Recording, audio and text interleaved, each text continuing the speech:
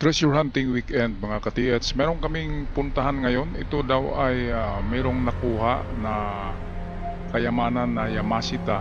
Ito isang kuweba. Kuweba ito na ang nag-operate daw ay taga Mindanao, somewhere in Davao. So kung makita ito ng taga Davao na naghukay dito ay siguradong maalala nila ang kanilang nakuha, kung totoo man yun. Kaya atin ngayon puntahan ito para makita nyo mga ka-TH ang mga lugar na kung saan ay nilalagyan.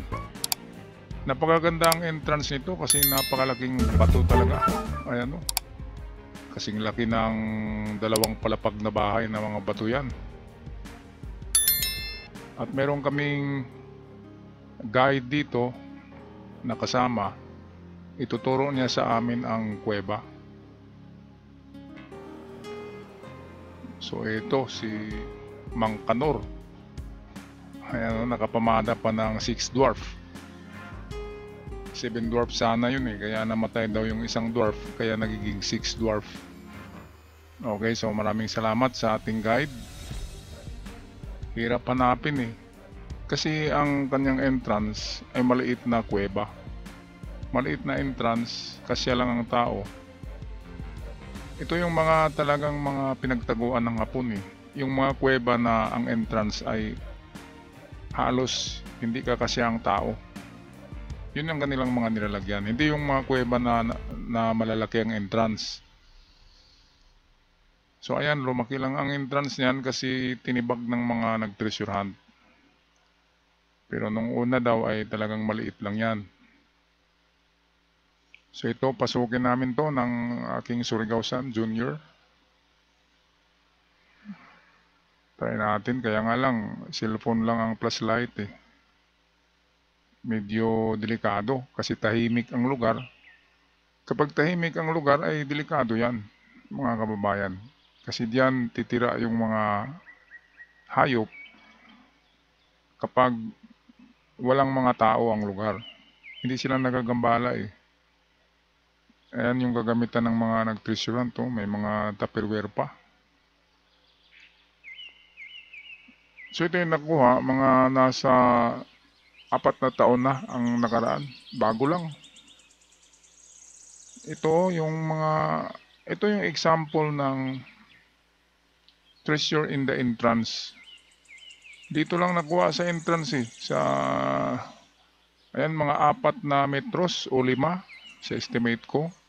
Yan yung may mga bato dyan. Yan yung kanilang hinukay. Hindi na siya madaanan Kaya kahit na malaki ito sa loob, kapag pasukin mo, malaki ito na kuweba sa loob. Pero wala sa loob Nandito lang sa entrance yung yung 5 meters from the entrance lang ang binaunan. At mukhang mababaw nga lang. Palagay ko 2 meters lang Kasi mababaw lang yung hukay nila. So wala sa loob. Marami kasi ang nalinlang nitong mga treasure inside the cave. Karamihan ay malinlang na doon hanapin sa pinakaloob-looban ng kuweba. Pero wala pala doon. Karamihan sa nalaman ko dyan ay talagang sa may entrance lang yung mga na-recover. Pero yung sa may entrance, mga giveaway lang yun. Mababaw lang, 2 bareta, 1 bareta. Pero kapag naglagay ang Hapon sa loob ng kuweba, sa pinakaloob-looban, yan na yung tinatawag na medium deposit na tinago sa dingding or sa flooring ng kuweba pero mababaw lang. Yun na yung medium deposit.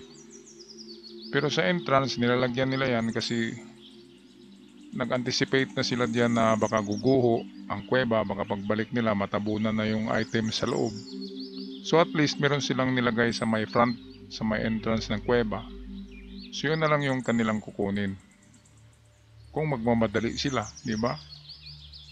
Kung halimbawa gumuho ang kuweba, ay napakalaking trabaho. At maano na sila, di ba? Mahalata na ng mga taumbayan na naghukay. Kasi nga mga Sabihin natin, hapon ang bumalik, di ba? So halatado, kaya ang hapon palaging naglagay yan ng giveaway. Para sa pagbalik nila ay pwedeng isa lang ang kumuha. Kasi mababaw lang. Ang iba dyan, sinuksok lang sa gilid ng kuweba eh.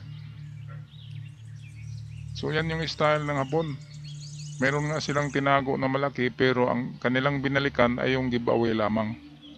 Kasi nga pwedeng isang hapon lang ang maghukay. So ito, example ng balikan natin yung entrance ito. Ayan o. Maliligaw ka eh kasi dalawang nagsangayan na entrance. Parehong maliliit. Kaya maliligaw ka. Ngayon sa hapon ay hindi sila keep right Karamihan ng kanilang sa left ng pinagbaunan. So kung mamili ka sa entrance ng dalawang kuweba na dalawang entrance, unahin mo yung left.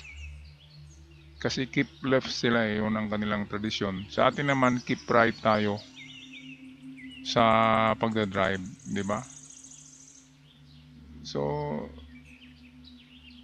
ito isang example ng treasure in the cave na nasa nasa entrance pa rin ang nakuha.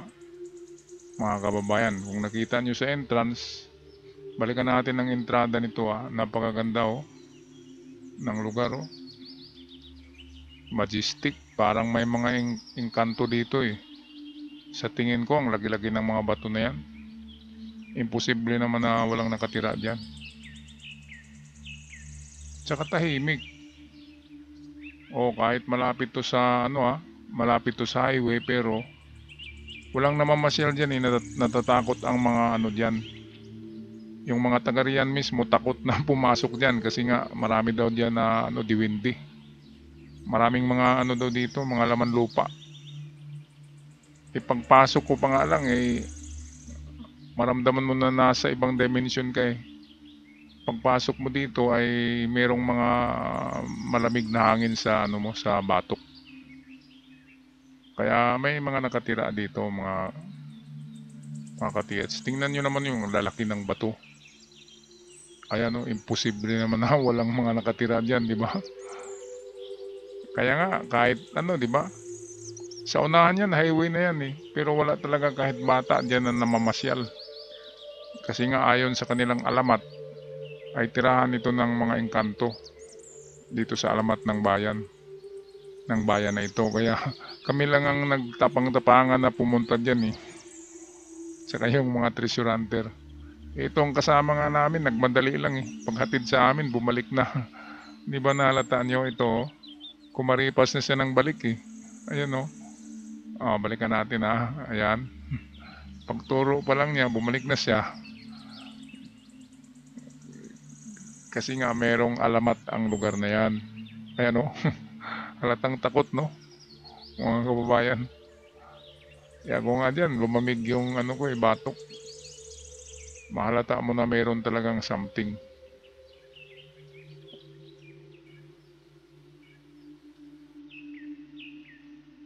So ito, okay. So yun na yun mga katiyats, kapag may kuweba na pasukin nyo, kapag masyadong maluwag yung entrance, mukhang wala yan. Kasi ang hapon, alam nila na kapag maluwag ang entrance, pinapasok talaga yan ng mga tao. Pero kapag masikip, medyo matakot ang mga tao, di ba? Kasi masikip. Kaya yun ang ganyang tipong mga kuweba na kanilang pinagtaguan. Katulad nito. Kaya ito yung view galing sa ito. Sa loob ako niyan. Palabas na ako diyan. Nakatakot kasi napakatahimik talaga na lugar. Tahimik siya. Parang nasa ibang oras ka na nasa ibang time. Kaya sigurado ako may mga oras dito na tinatawag na unholy hours, yung lumalabas yung mga diyan, mga elemento. Siguro mga alas 6 ng hapon. Yan ang kanilang time sa paglabas eh.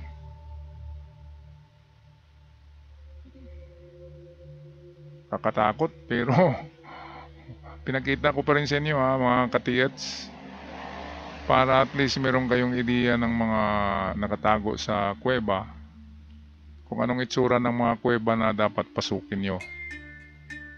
So yan yung example. Huwag nyong pasukin yung maluwag na yung entrance na maganda tingnan. Ang pasukin nyo ay yung parang masikip lang talaga ang entrada. Akala nyo walang kuweba sa loob, pero yung pala maluwag sa loob. Ayan.